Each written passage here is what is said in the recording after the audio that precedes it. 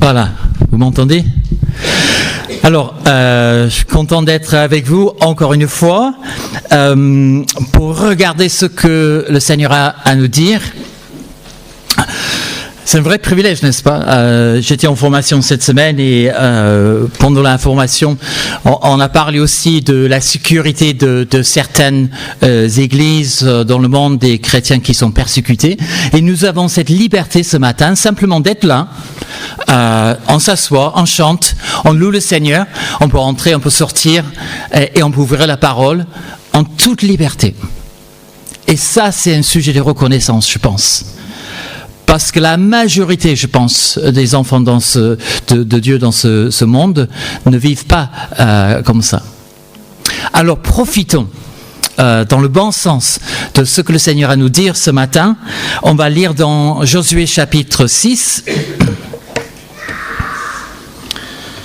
Donc un passage que vous connaissez super bien, qu'on apprend à l'école de dimanche. On en discute, c'est super. On suit un petit peu ce que j'ai dit la dernière fois, où en fait, peut-être la vie chrétienne n'est pas toujours toute simple, peut nous poser des problèmes. Donc Josué chapitre 6, verset 1, Jéricho était fermé, barricadé devant les Israélites, personne n'en sortait et personne n'y rentrait. L'Éternel dit à Josué, regarde, je livre entre tes mains Jéricho et son roi, ainsi que les vaillants soldats. Faites le tour de la ville, vous tous les hommes de guerre, faites une fois le tour de la ville, tu agiras ainsi pendant 6 jours. 7 prêtres porteront 7 trompettes retentissantes devant l'arche. Le 7e jour, vous ferez 7 fois le tour de la ville, et les prêtres sonneront de la trompette. Et quand ils sonneront de la corne retentissante, quand vous entendrez le son de la trompette, tout le peuple poussera des grands cris. Alors la muraille de la ville s'écroulera et le peuple montrera à l'attaque, chacun devant soi. Et Josué, fils de Nun, appela les prêtres et leur dit, portez l'arche de l'Alliance et que les 7 prêtres portent 7 trompettes retentissantes devant l'Éternel, l'arche de l'Éternel. Puis il dit au peuple, marchez, faites le tour de la ville et que les hommes équipés passent devant l'arche de l'Éternel. Lorsque Josué eut parlé au peuple, les 7 prêtres qui portaient les 7 trompettes retentissantes devant l'Éternel se mirent en marche et sonnèrent de la trompette. L'arche de l'Alliance de l'Éternel allait à leur suite. Les hommes équipés marchaient devant les prêtres qui sonnaient de la trompette et l'arrière-garde suivait l'arche. Pendant la marche, on sonnait de la trompette. Josué avait donné cet ordre au peuple, vous ne crierez pas. Vous ne ferez pas entendre votre voix et il ne sortira pas un mot de votre bouche jusqu'au jour où je vous dirai poussez des cris. Alors vous pousserez des cris. L'arche de l'Éternel fit le tour de la ville, elle fit une fois le tour, puis on rentra dans le camp et l'on y passera la nuit. Josué se leva de bon matin et les prêtres portèrent l'arche de l'Éternel. Les 7 prêtres qui portaient les 7 trompettes retentissantes devant l'arche de l'Éternel se mirent en marche et sonnèrent de la trompette.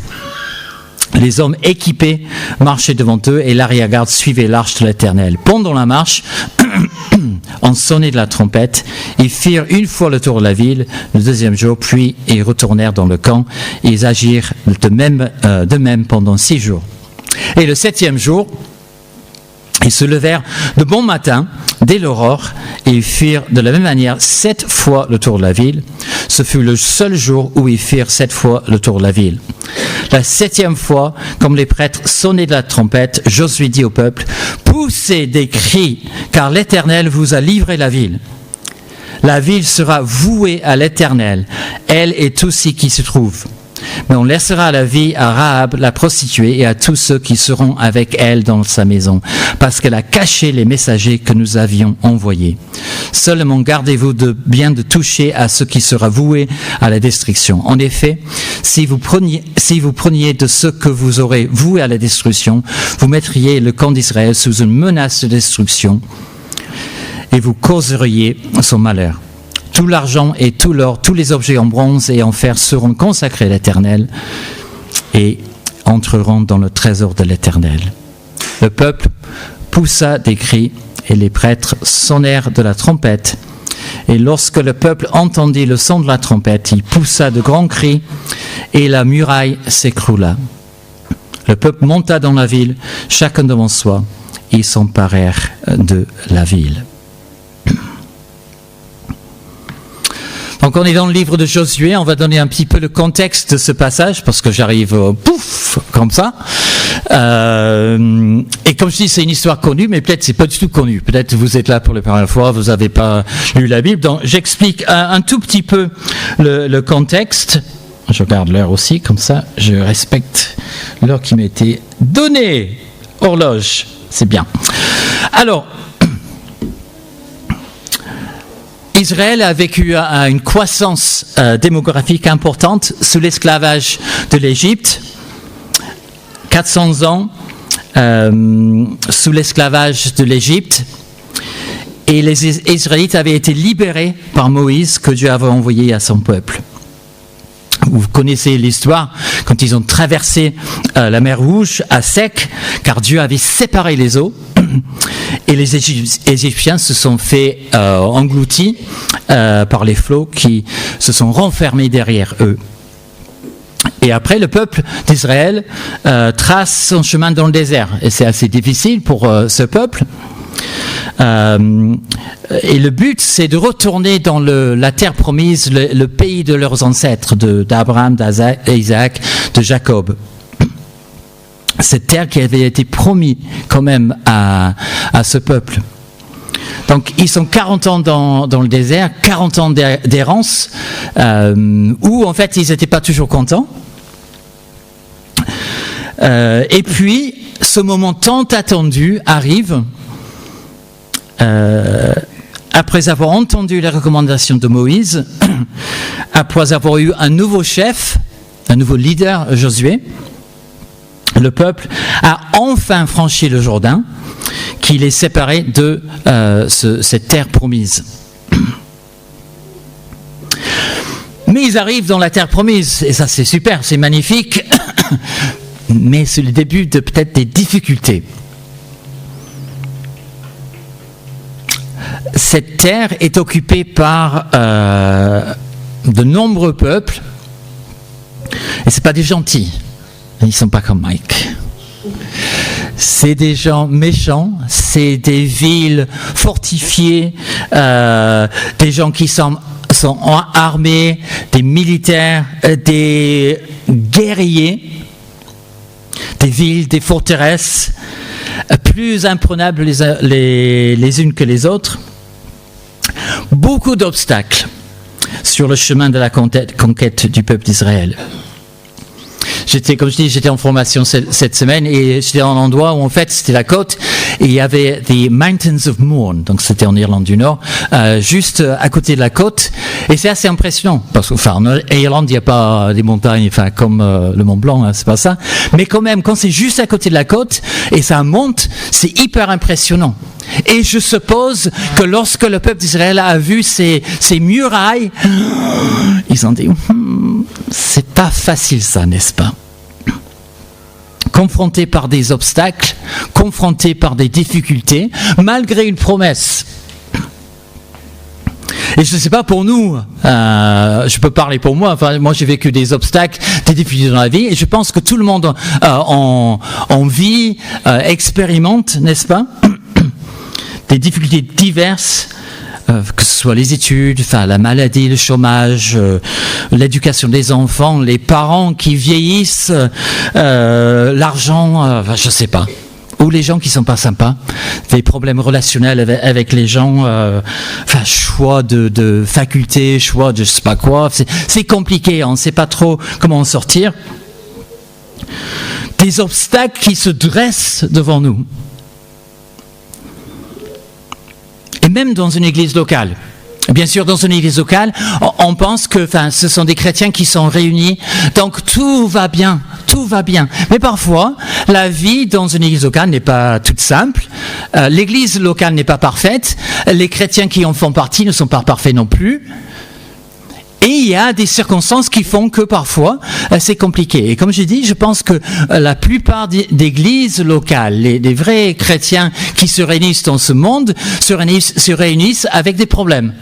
Soit c'est interdit, soit ils vivent la famine, soit ils vivent la sécheresse, soit ils vivent je sais pas quoi, ils n'ont pas assez d'eau, et ils n'ont pas assez d'argent pour nourrir leur famille, mais ils continuent quand même à vivre une vie communautaire, une vie dans une église locale, malgré les obstacles qui se dressent devant eux. La vie de l'église locale n'est pas un long fleuve tranquille, comme nous le savons, et il faut parfois relever le défi. C'est pas toujours facile. Moi, j'ai été dans plusieurs églises depuis que je suis en France. Enfin, ça fait presque 40 ans. Et parfois c'est intéressant, on va dire ça, sans rentrer dans les détails. Donc, quel état d'esprit étaient ces Israélites ? Comment vont-ils aborder ces obstacles qui se dressent devant eux ? Et le premier de ces obstacles, c'est bien sûr Jéricho, cette ville avec ses murailles. Mais on va faire marche arrière un petit peu pour comprendre que... on va lire. Dans Nombre chapitre 13, verset 32, je vous le lis. Leur père avait déjà exploré le pays. Et c'était un pays qui dévorait ses habitants, donc ce n'était pas un pays sympa, mais nous lisons, le pays que nous avons parcouru pour explorer est un pays qui dévore les habitants. Tous ceux qui nous y avons vus sont des hommes de haute taille. Donc voilà, c'est pas moi, c'est plutôt comme toi, je pense, des encore plus grands, des grands, des vraiment grands, et on lit encore davantage. À nos yeux et aux leurs, nous étions comme des sauterelles. Nous y avons vu des géants, les descendants d'Anak qui sont issus des géants. On ne va pas rentrer dans les détails de ce que ça veut dire. Vous pouvez regarder ça plus tard. Vous pouvez demander à Mathieu, il est expert en géants. Mais c'était des gens impressionnants, physiquement impressionnants quand même, qui étaient là. Au moment d'affronter l'obstacle de Jéricho, comment ce peuple allait-il réagir ? C'est trop dur. On ne peut pas y aller. J'arriverai pas. Nous n'arriverons pas. Peut-être... on passe de ce rêve, la terre promise, à une réalité concrète. Que cette terre promise, ça va être compliqué. Peut-être, Moïse n'est plus là. Il y a Jéricho, il est bien sympa, mais bon, il n'est pas comme Moïse. Peut-être, des pensées comme ça, je ne sais pas, j'extrapole un petit peu. Peut-être il se disait, nous n'avons pas les forces pour affronter un tel peuple. Et nous, lorsque nous avons, c'est pas les mêmes difficultés, mais quand même il y a des difficultés, des obstacles qui se dressent devant nous. Comment est-ce qu'on réagit aussi ? Est-ce qu'en fait on est vite découragé ? Est-ce qu'on est vite démoralisé par ce que nous voyons, par ce que nous vivons ? Pour le peuple d'Israël, il y avait de quoi à première vue. C'était un énorme défi à relever pour un peuple nomade qui avait vécu 40 ans dans le désert. Ils n'avaient pas combattu, c'était pas un grand peuple guerrier.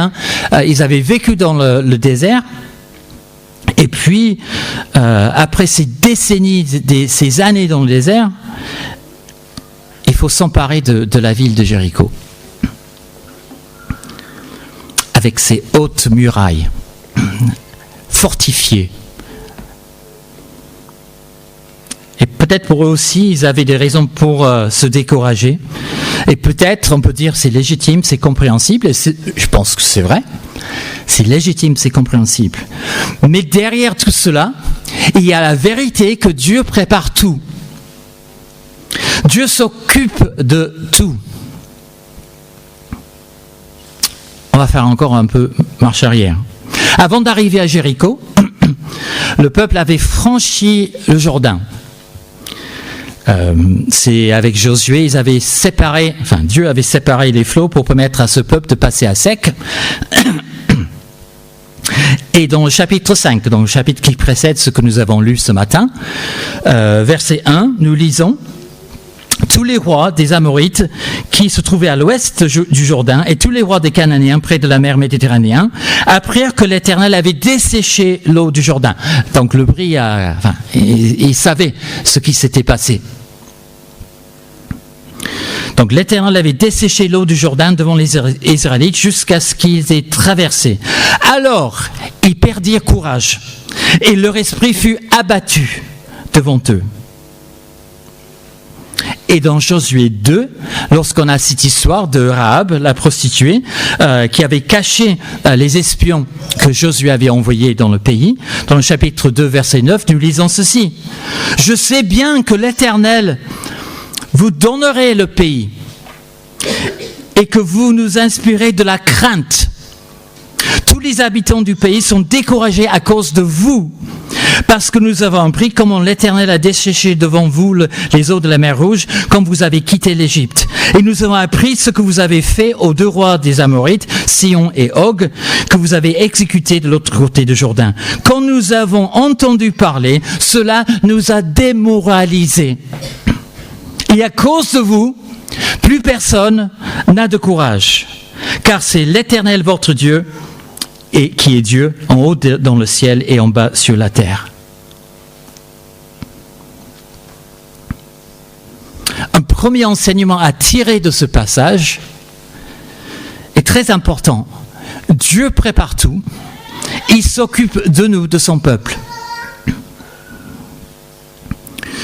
Dieu peut ôter les difficultés devant notre route sans que nous en apercevions même.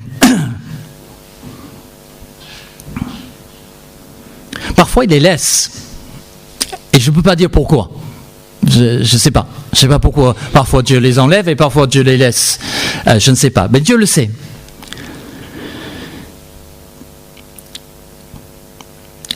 Il ne nous laisse pas désemparés, il ne nous laisse pas démunis face à des obstacles importants. Avec le défi à relever, Dieu prépare aussi pour nous les conditions pour y arriver, pour être victorieux. C'est Dieu qui donne la définition de victoire, n'est-ce pas ? Moi, j'ai entendu des histoires des gens qui ont été battus, qui ont été torturés pour leur foi, et on se dit, où est la victoire ? Où est la victoire ? Mais la victoire est là. De ces gens qui ont des martyrs, en fait, qui ont perdu leur vie physique pour ne pas nier le Seigneur. Des familles qui ont souffert. Des gens qui ont perdu leur travail. Les enfants qui ne pouvaient pas aller à l'école. Simplement pourquoi ? Parce qu'en fait, vous êtes chrétien.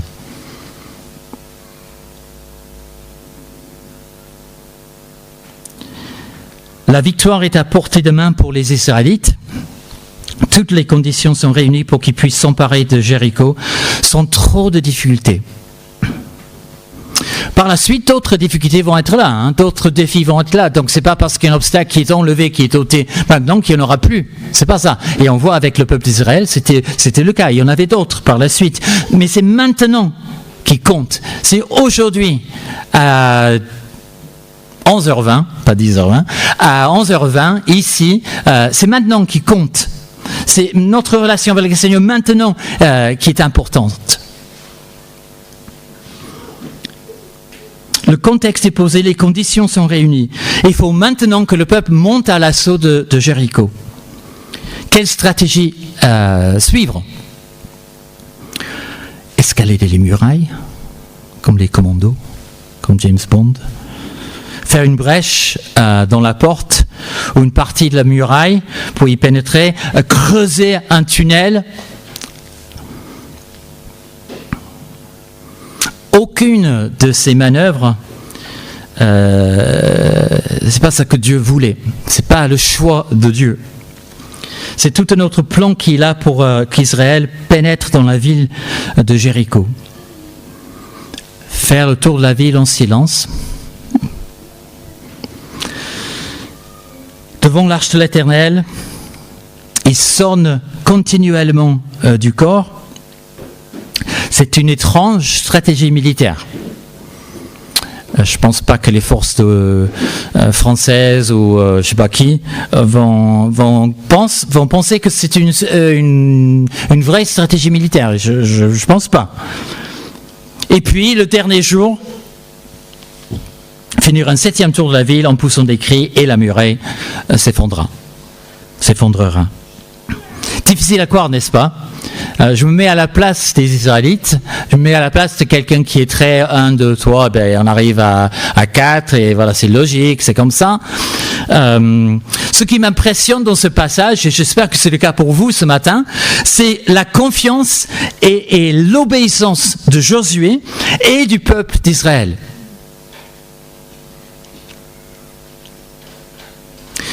Leurs aînés, leurs ancêtres, je pense, n'auraient pas eu la même attitude. Parce qu'on lit un peuple qui murmurait, qui contestait, qui grognait assez souvent. Mais cette génération-là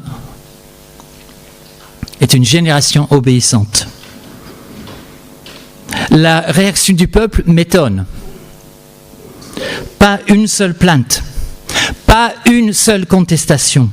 Pas l'ombre d'un doute ne transparaît dans ce texte biblique. Le peuple va obéir à la lettre à ce que Dieu va lui dire et cela va marcher. Quelle confiance! Et ça nous lance un défi, n'est-ce pas, aussi d'avoir des exemples de foi dans la vie chrétienne et d'avoir cette confiance entière en Dieu. Quelle confiance, quelle simplicité, quelle authenticité dans la foi d'Israël. Et lorsque les épreuves surviennent dans notre vie, lorsque les obstacles se dressent devant nous, quel que soit l'obstacle, quelle que soit la situation,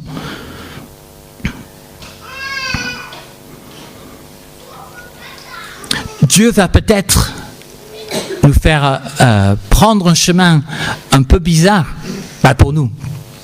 Pour le cerveau de Mike, c'est non.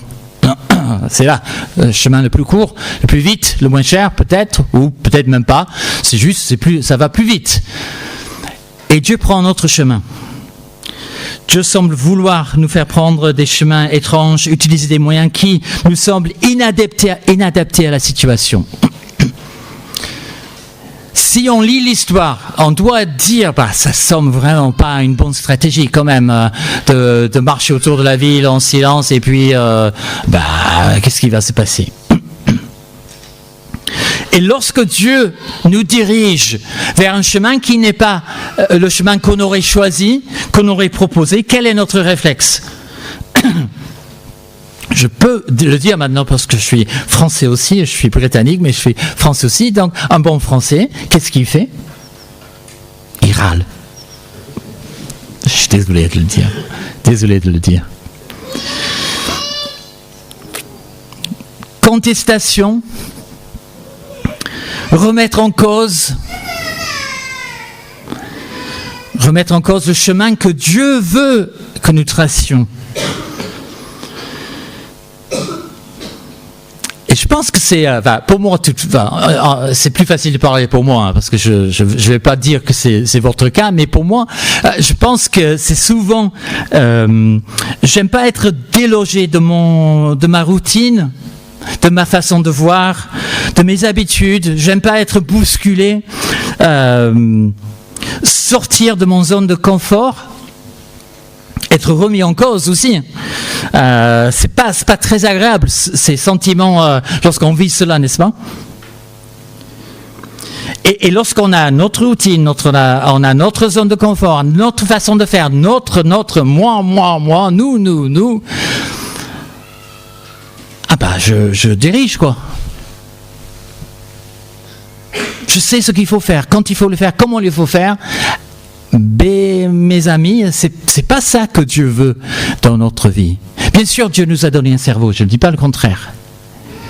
Mais cette relation que nous avons en Dieu par la prière, par la lecture de sa Bible, par la vie communautaire dans une église locale, est là pour que Dieu nous parle, pour que Dieu nous dirige, pour que Dieu communique et qui nous guide et nous oriente dans nos choix devant des situations difficiles.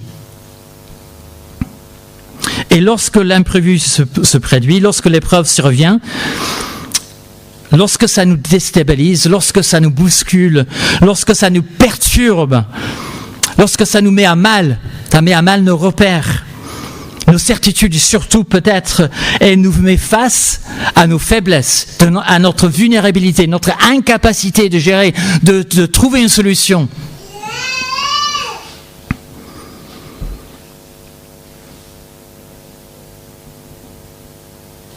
C'est là, je pense honnêtement, où on trouve cette foi de suivre vraiment ce que Dieu veut pour nous.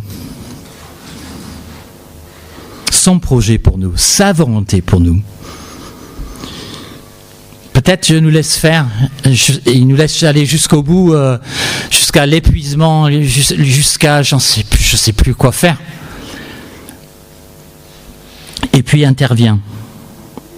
Et il demande une obéissance simple, comme je dis, avec le peuple d'Israël.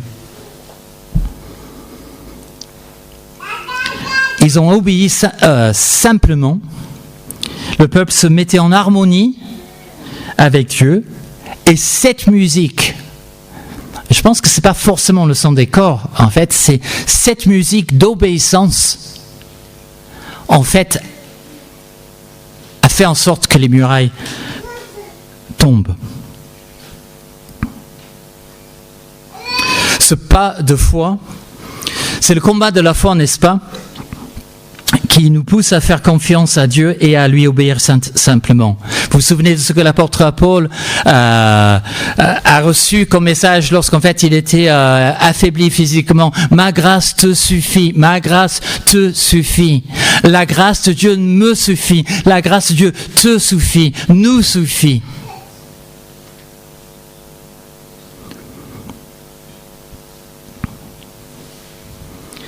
Et c'est ce que les Israélites ont justement fait. Ils ont obéi à Dieu. Ils ont fait ce que Dieu a demandé, au détriment de toute logique guerrière, toute stratégie militaire. Et la main de Dieu permet le miracle. La main de Dieu permet la délivrance. La main de Dieu permet la victoire.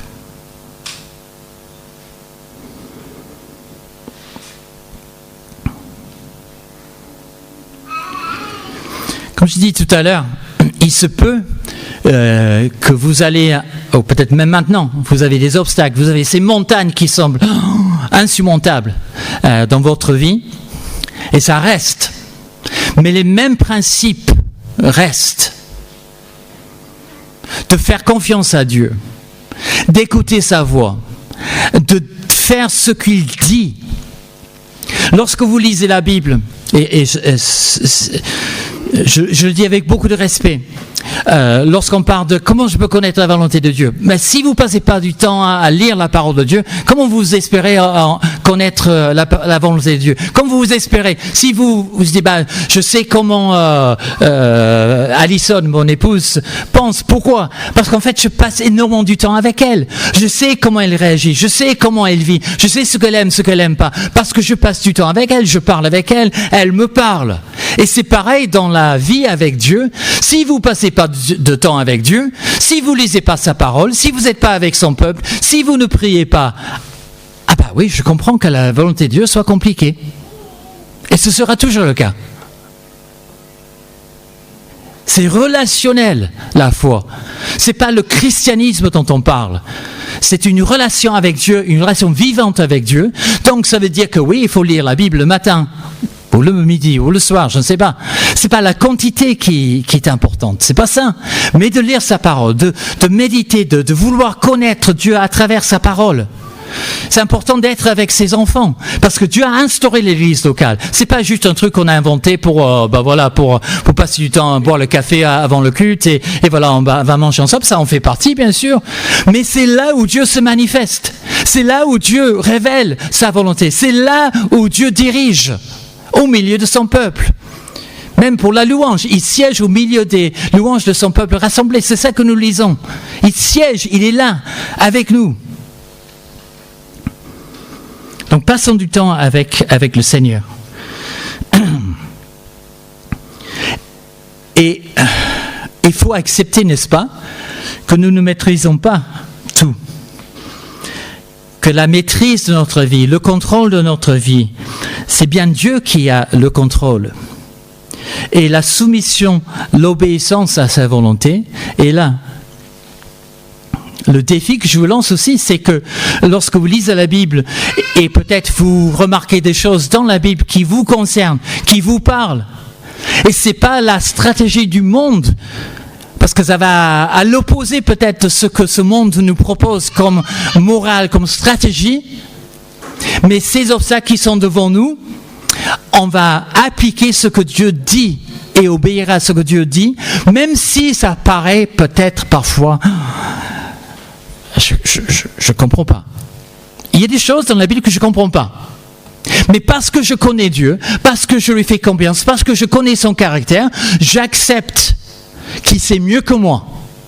Et dans cette stratégie de prendre la ville de Jéricho, le peuple d'Israël a accepté que Dieu sait mieux. Que Dieu est capable de mieux diriger, est capable de trouver la solution, est capable. Et nous, en tant qu'enfants de Dieu, nous devons accepter que nous sommes à son écoute. Il révèle sa volonté et il nous dirige. Dieu nous aime. Il n'a jamais cessé et il ne cessera jamais de s'occuper de nous, de prendre soin de nous garder, de nous protéger.